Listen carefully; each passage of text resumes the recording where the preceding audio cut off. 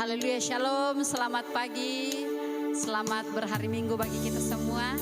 Mari kita siapkan hati kita, kita akan memberikan korban syukur kita kepada Tuhan. Dan saya percaya waktu kita datang di hadirat Tuhan, maka sesuatu terjadi atas hidup kita.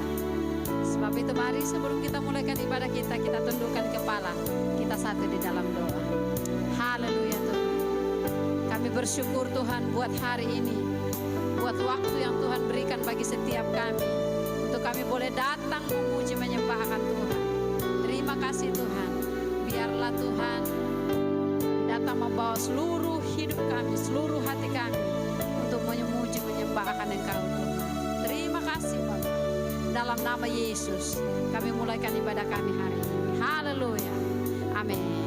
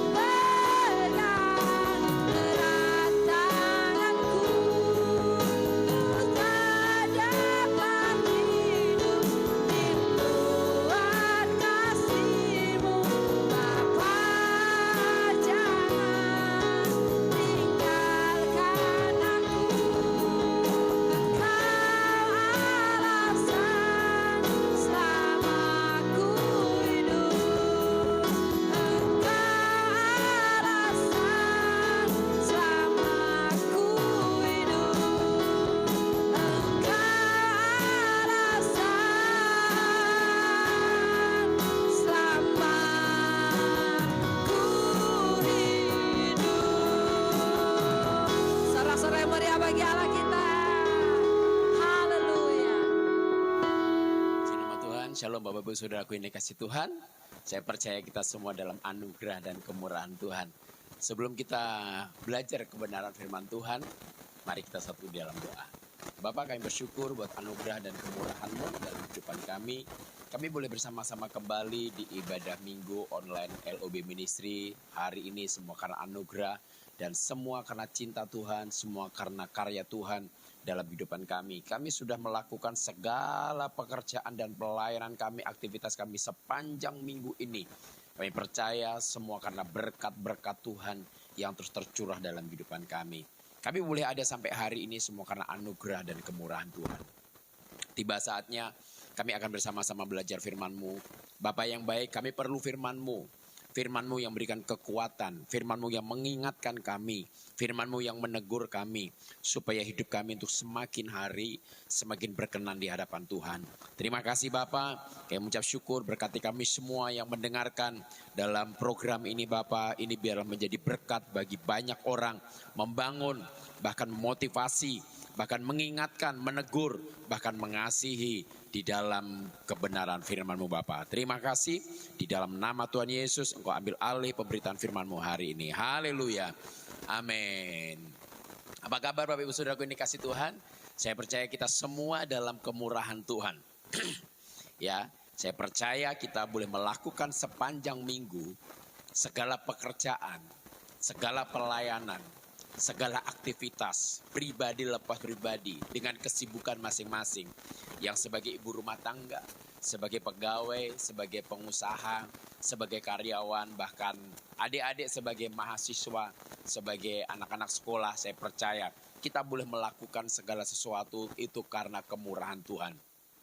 Tidak ada satupun orang yang melakukan kegiatan kehidupan mereka tanpa campur tangan Tuhan. Bahkan orang yang tidak percaya kepada Yesus pun apapun yang mereka kerjakan semua karena campur tangan Tuhan. Saya percaya setiap makhluk yang hidup, semua orang yang ada di muka bumi ini, mereka orang yang sudah percaya kepada Yesus maupun orang yang belum percaya kepada Yesus. Mereka yang beragama maupun mereka yang tidak beragama pun, segala sesuatu kalau mereka boleh mengerjakannya semua karena kemurahan Tuhan. Yang setuju katakan amin. Saudara dan saya boleh ada hari ini karena kemurahan Tuhan. Kita akan belajar kebenaran firman Tuhan. Tidak asing lagi kebenaran firman Tuhan ini yang saya akan sampaikan. Tetapi ada satu hal yang sungguh luar biasa. Di mana Yesus memberikan makan 5.000 orang. Laki-laki, belum perempuan dan belum anak-anak yang ada. Saya percaya ini satu hal yang luar biasa. Ada satu hal yang unik. Ada satu hal yang memberkati dalam kehidupan saya secara pribadi. Saya merenungkan beberapa hari yang lalu tentang kebenaran firman Tuhan ini. Ini firman Tuhan yang sering disampaikan oleh hamba-hamba Tuhan. Bahkan Bapak Ibu Saudara sudah pernah mendengar di dalam YouTube atau mungkin pernah membaca secara pribadi. Di mana ketika Yesus memberikan makan 5.000 orang ini masih ada sisanya. Kalau dipikir hanya 5 roti dan 2 ekor ikan. Saudara-saudara Tuhan, kita akan buka kebenaran firman Tuhan di dalam Injil Yohanes 6 ayat yang pertama sampai ayat yang terakhir. Sampai ayat yang ke-15 Bapak Ibu Saudara Tuhan. Injil Yohanes 6 ayat yang pertama sampai ayat yang ke-15. Firman Tuhan berkata demikian. Yesus memberi makan 5.000 orang. Sesudah itu Yesus berangkat ke seberang danau Galilea, yaitu danau Tiberias. Orang banyak berbondong-bondong mengikuti dia karena mereka melihat mujizat-mujizat penyembuhan yang diadakannya terhadap orang-orang sakit. Dan Yesus naik ke atas gunung dan duduk di situ dengan murid-muridnya. Dan Paskah, hari raya orang Yahudi sudah dekat. Ketika Yesus memandang sekelilingnya dan melihat bahwa orang banyak berbondong-bondong datang kepadanya, berkatalah ia kepada Filipus, di manakah kita akan membeli roti supaya mereka ini dapat makan? Hal itu dikatakannya kepada Filipus untuk mencobai dia, untuk mencobai Filipus, sebab ia sendiri tahu apa yang hendak dilakukannya. Jawab Filipus kepadanya, roti seharga 200 dinar tidak akan cukup untuk mereka ini, sekalipun masing-masing mendapat sepotong kecil saja. Ayat yang ke-8. Seorang dari murid-muridnya, yaitu Andreas, saudara Simon Petrus berkata kepada Yesus, di sini ada seorang anak yang mempunyai 5 roti jelai dan 2 ikan, tetapi apakah artinya itu untuk orang sebanyak ini? Kata Yesus, suruhlah orang-orang itu duduk. Adapun di tempat itu banyak rumput, maka duduklah orang-orang itu. Kira-kira 5.000 laki-laki banyaknya. Lalu Yesus mengambil roti itu, mengucap syukur atau mengucap berkat dan membagi-bagikannya kepada mereka yang duduk di situ. Demikian juga dibuatnya dengan ikan-ikan itu sebanyak yang mereka kehendaki.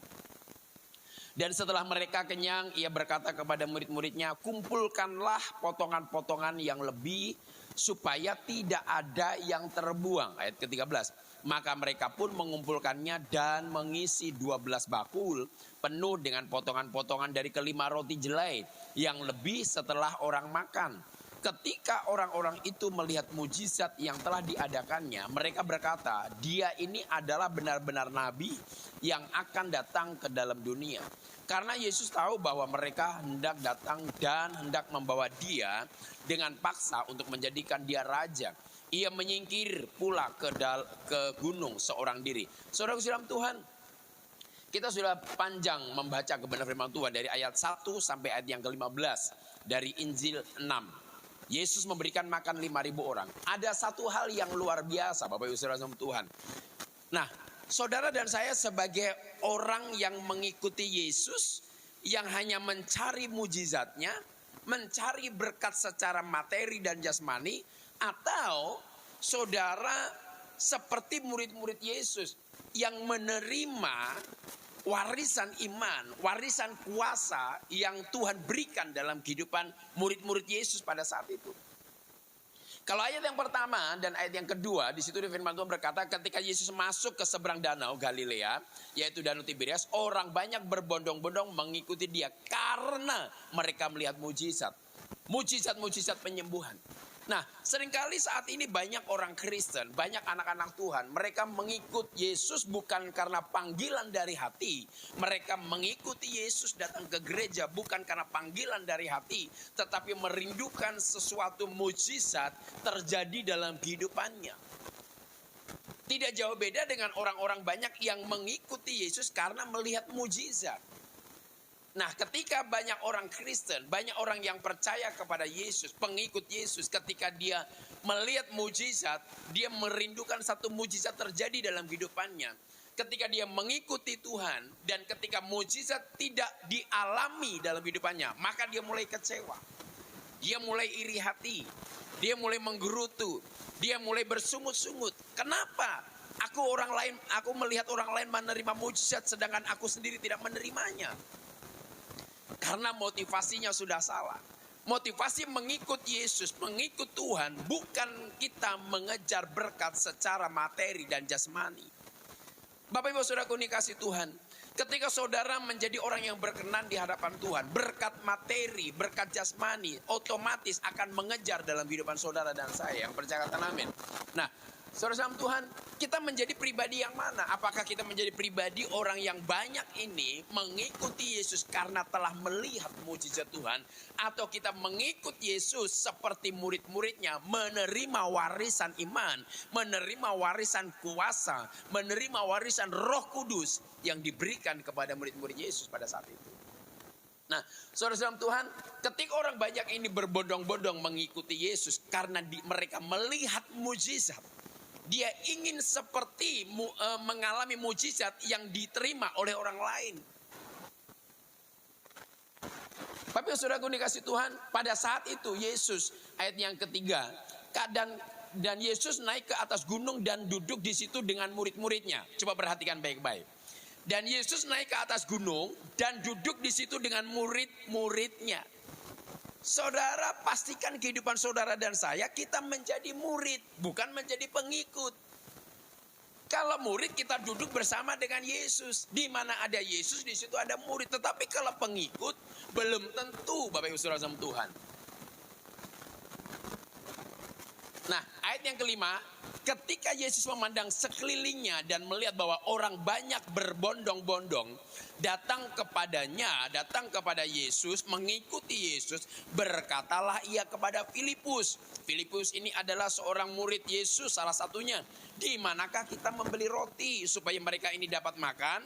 Nah, hal itu, ayat yang ke-6, hal itu dikatakannya, Yesus mengatakannya untuk mencobai Filipus. Sebab ia sendiri tahu bahwa apa yang hendak dilakukannya. Saudaraku dia kasih Tuhan Yesus Kristus, Filipus dites, dicobai. Filipus, orang sudah banyak berbondong-bondong ini. Di mana kita akan membeli roti? Kalau zaman sekarang, kalau kita mau adakan KKR banyak orang, wah kita panggil. Siapa yang mau persembahan? Ribuan orang. Waduh saudara, yang dipikirkan adalah persembahannya. Tetapi pada waktu itu Yesus dia tidak memikirkan hal itu. Yesus memikirkan keperluan orang yang mengikuti dia. Keperluan makanan yang mengikuti dia. Nah, Bapak Ibu Saudara sama Tuhan, di sini kita bisa belajar. Di sini kita bisa mengerti bahwa ketika saudara mengikuti Yesus, saudara tanpa meminta pun, saudara tanpa meminta kepada Tuhan untuk keperluan secara jasmani, keperluan secara materi dalam kehidupan kita, saya mau kasih tahu Tuhan memperhitungkannya. Coba bayangkan Bapak Ibu Saudara, ayat yang kelima. Ketika Yesus memandang sekelilingnya dan melihat bahwa orang banyak berbondong-bondong datang kepadanya, berkatalah ia kepada Filipus, di manakah kita membeli roti supaya mereka ini dapat makan? Bapak Ibu Saudara kasih Tuhan, jangan pusingkan dengan makanan minuman yang saudara rindukan, kebutuhan-kebutuhan jasmani, kebutuhan-kebutuhan materi dalam kehidupan saudara dan saya. Kita boleh bekerja sewajarnya. Waktunya berdoa, kita berdoa. Waktunya ibadah, kita ibadah. Waktunya memuji Tuhan, memuji Tuhan. Kenapa? Yesus memperhitungkan. Sekalipun orang banyak yang mengikuti dia tidak berteriak kepada Yesus. Yesus, aku lapar. Aku sudah berapa hari tidak makan. Coba saudara bisa renungkan kebenaran firman Tuhan ini. Saya sangat diberkati sekali. Sekalipun orang-orang yang berbondong-bondong mengikuti Yesus, pada saat itu dia tidak minta makan. Tetapi Yesus, dia mempedulikan hal itu sampai makanan secara jasmani pun. Sekalipun orang yang berbondong-bondong, dia tidak memberitahu apa yang menjadi kebutuhannya, apa yang menjadi keperluannya. Yesus tahu apa yang menjadi kebutuhan saudara dan saya. Yang setuju katakan amin. Firman Tuhan bahwa orang berbondong-bondong datang kepadanya, berkatalah ia kepada Filipus, di manakah kita akan membeli roti supaya mereka ini makan? Hal itu dikatakannya untuk mencobai Filipus, sebab ia sendiri tahu apa yang hendak dilakukannya. Yesus tahu persis apa yang hendak dilakukannya. Sekalipun pada saat itu tidak ada penjual roti, tidak ada penjual kue, tidak ada penjual kue geroncong, Bapak Ibu Saudara Tuhan, tidak ada penjual gorengan. Tetapi Yesus mengetahui apa yang hendak dilakukannya. Cuman dia mengetes akan Filipus. Apakah Filipus peka bahwa Tuhan Yesus yang dia ikuti selama ini, yang dia menjadi gurunya, dapat melakukan segala sesuatu hal-hal yang spektakuler. Dan ayat ke-7, jawab Filipus kepadanya, roti seharga 200 dinar tidak akan cukup untuk mereka ini, sekalipun masing-masing mendapat sepotong kecil saja. Tetapi ayat 38, seorang dari murid-muridnya yaitu Andreas, saudara Simon Petrus, berkata kepadanya, di sini ada seorang anak yang mempunyai 5 roti jelai dan 2 ikan, tetapi apakah artinya itu untuk orang sebanyak ini? Tiba-tiba ketika Yesus ngobrol dengan Filipus, setelah itu Andreas, salah satu muridnya, saudara Simon Petrus, berkata kepada Yesus karena dia mendengar percakapan Yesus dengan Filipus. Dan setelah itu si Andreas ini ngomong begini, di sini ada seorang anak yang mempunyai 5 roti jelai dan 2 ikan. Tetapi apakah artinya itu untuk orang sebanyak ini, Guru Yesus? Bahkan yang punya roti, 5 roti dan 2 ekor ikan ini anak kecil. Dan tidak mungkin kalau kita mau ambil roti dan ikan ini dari tangan anak kecil. Karena dia sendiri membutuhkan makanan. Karena dia sendiri butuh untuk perutnya sendiri. Saya percaya kalau orang tua bisa menahan lapar. Tetapi kalau anak-anak gak bisa menahan lapar. Tetapi pada waktu itu, anak ini yang betul-betul membutuhkan makanan, merelakan untuk dibagikan, diberikan kepada Andreas dan diberikan kepada Yesus pada waktu itu. Bapak Ibu Saudara dikasih Tuhan. Sekalipun anak kecil ini, dia sangat membutuhkan 5 roti dan 2 ikan yang ada di tangannya. Dia perlu makan makanan itu untuk bekal mengikuti Yesus. Tetapi anak kecil ini memberikan dengan hati yang rela. Dia memberikan dengan hati yang ikhlas. Dan apa yang terjadi Bapak Ibu Saudara Tuhan? 5 roti dan 2 ekor ikan yang tidak berarti di hadapan Andreas dan di hadapan Filipus. Tidak berarti untuk orang banyak, Bapak Ibu Saudara Tuhan. Karena di sini firman Tuhan ke-9, di sini ada seorang anak yang mempunyai 5 roti jelai dan 2 ikan, tetapi apakah artinya itu untuk seorang sebanyak ini? Ini satu hal yang menarik Bapak Ibu Saudara kasih Tuhan. Seringkali kita dianggap tidak ada artinya di daerah saudara. Mungkin saudara tidak dianggap oleh orang lain. Mungkin kehidupan kita tidak ada artinya bagi orang-orang di sekitar kita. Mungkin kadangkala kita disepelekan. Mungkin kadangkala kita mengalami cemooh. Apa itu? Dia tidak ada artinya. Dia tidak mungkin. Tetapi bagi Yesus Kristus Tuhan, apa yang tidak mungkin menjadi mungkin. Apa yang tidak berarti menjadi berarti ketika ada di tangan Tuhan Yesus Kristus. Oh haleluya. 5 roti dan 2 ekor ikan yang tidak berarti di hadapan Andreas dan tidak berarti di hadapan orang banyak, ribuan. Tidak ada berarti 5 roti dan 2 ekor ikan. Tetapi di tangan Yesus yang luar biasa, 5 roti dan 2 ekor ikan menjadi sesuatu yang berarti di hadapan Tuhan. Sama seperti saudara dan saya. Mungkin orang lain menganggap saudara dan saya tidak berarti. Tetapi di hadapan Tuhan, ketika engkau di tangan Tuhan yang tepat, engkau menjadi orang yang berarti. Oh haleluya. Saudara dikasih Tuhan. Setelah itu, kata Yesus, suruhlah orang-orang itu duduk. Adapun di tempat itu banyak rumput, maka duduklah orang-orang itu, kira-kira 5.000 laki-laki. Lalu Yesus mengambil roti itu, mengucap syukur, dan membagi-bagikannya kepada mereka yang duduk di situ. Demikian juga dibuatnya dengan ikan-ikan itu sebanyak yang mereka kehendaki. Bapak Ibu Saudara dalam Tuhan, ketika 5 roti jelai dan 2 ekor ikan yang dianggap tidak berarti oleh Andreas di hadapan orang banyak, di tangan Tuhan sangat berarti ketika Tuhan mengucap syukur atas kekurangan yang saat itu hanya 5 roti dan 2 ekor ikan. Dia mengucap syukur, maka Tuhan tambahkan 5 roti dan 2 ekor ikan, bisa kasih makan 5.000 orang laki-laki, belum perempuan dan belum anak-anak yang ada. Di balik ucapan syukur ada berkat yang tersembunyi. Di balik ucapan syukur ada berkat yang terselubung. Di balik ucapan syukur, saya percaya ada kekuatan supranatural yang Tuhan berikan dalam kehidupan saudara dan saya. Kita mengucap syukur bukan karena berkat yang kita terima. Kita mengucap syukur bukan karena kekuatan, kepintaran, kehebatan yang kita terima.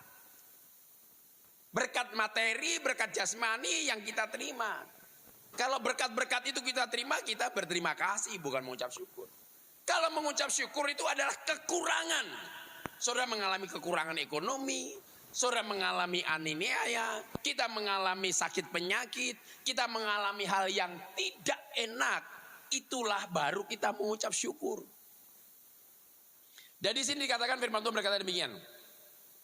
Ketika Yesus mengambil roti itu dan ikan, mengucap syukur dan membagi-bagikannya. Setelah dia mengucap syukur, baru ada kelimpahan. Dan setelah ada kelimpahan, baru dibagikannya. Bapak Ibu Saudara dalam Tuhan, sekecil apapun berkat saudara, sekecil apapun kekurangan kita harus mengucap syukur. Dan di sini berkata firman Tuhan berkata demikian. Demikian juga dibuat Yesus dengan ikan-ikan itu sebanyak yang mereka kehendaki.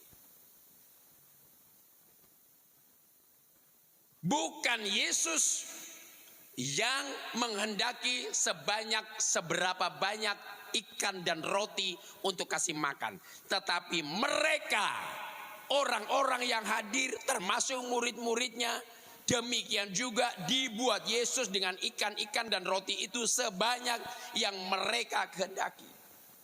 Saya percaya Bapak Ibu Saudara Tuhan, makanan sampai ada yang sisa, berarti orang makan pada saat itu menerima keberkatan Tuhan. Mereka menerima bukan hanya sedikit, tetapi mengalami kelimpahan, mengalami keberkatan yang luar biasa. Mungkin sampai ada yang tidak bisa berdiri karena saking kekenyangan, Bapak Ibu Saudara. Mungkin tidak sampai ada yang sampai tidak bisa bernafas karena kekenyangan, atau mungkin juga ada sampai tidak bisa bangun berdiri atau bangkit karena saking kekenyangannya.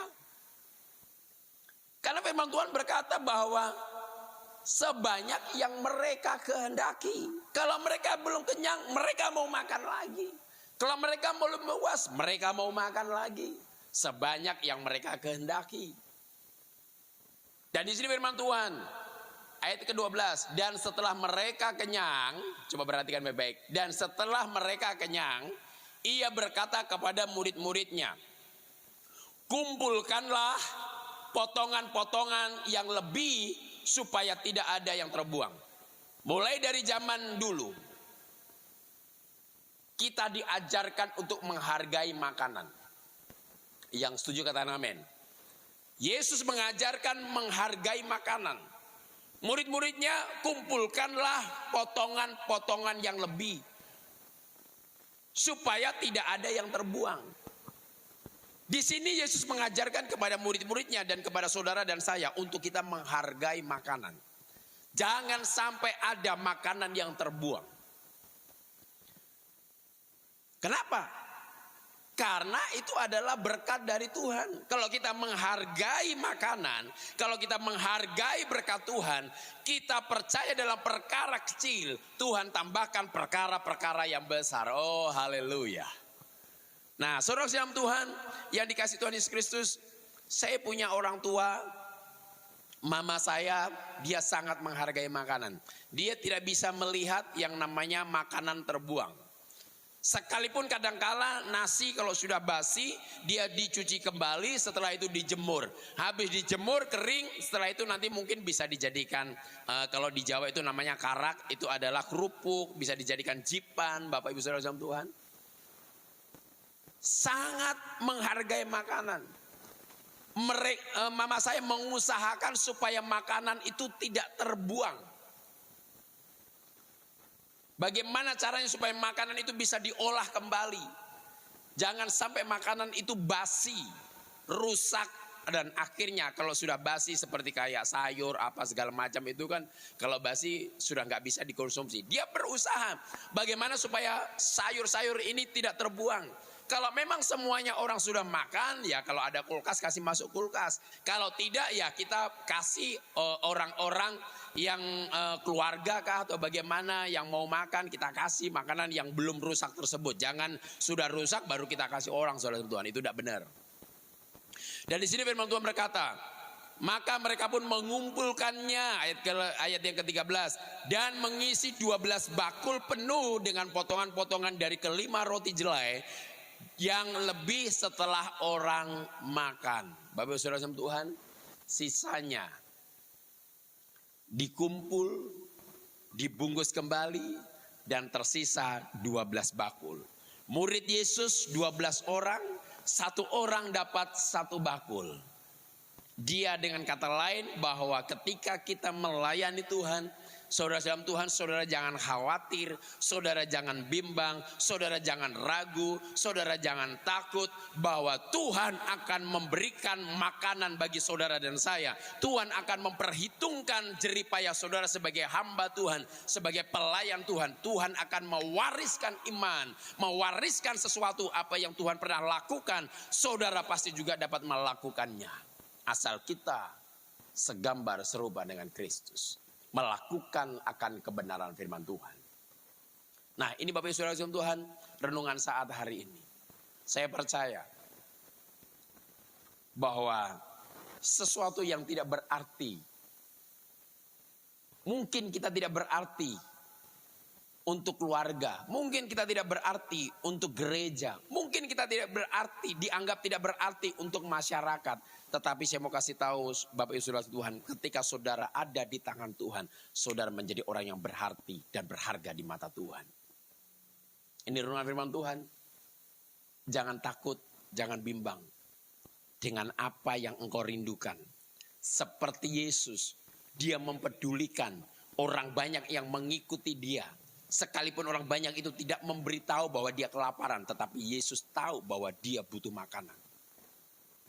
Sama seperti hari ini, bahwa Yesus tahu apa yang menjadi keperluan saudara dan saya. Tuhan Yesus memberkati. Mari kita satu dalam doa. Bapa, kami bersyukur buat kebaikan-Mu hari ini. Terima kasih buat anugerah, terima kasih buat kemurahan, terima kasih buat kasih setia-Mu. Terima kasih buat kepedulian-Mu, terima kasih buat pengertian-Mu Tuhan dalam kehidupan kami. Engkau tahu apa yang menjadi keperluan dan kebutuhan kami.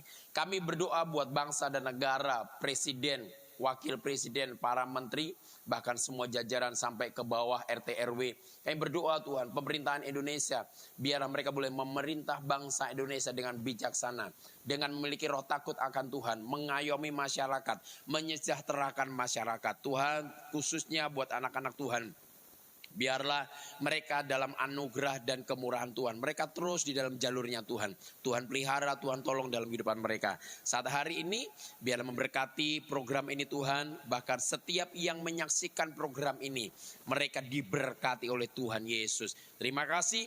Kami mau mengakhiri ibadah hari ini Bapa. Kami percaya kasih setia Tuhan, berkat Abraham, Ishak dan Yakub, penyertaan daripada Tuhan Yesus, penghiburan daripada Roh Kudus menyertai Bapak Ibu Saudara mulai hari ini sampai Maranatha. Tuhan Yesus datang yang kedua kali. Yang percaya ditolong, diberkati Tuhan. Bersama-sama katakan amin, amin, amin, amin. Selamat hari Minggu. Tuhan Yesus memberkati.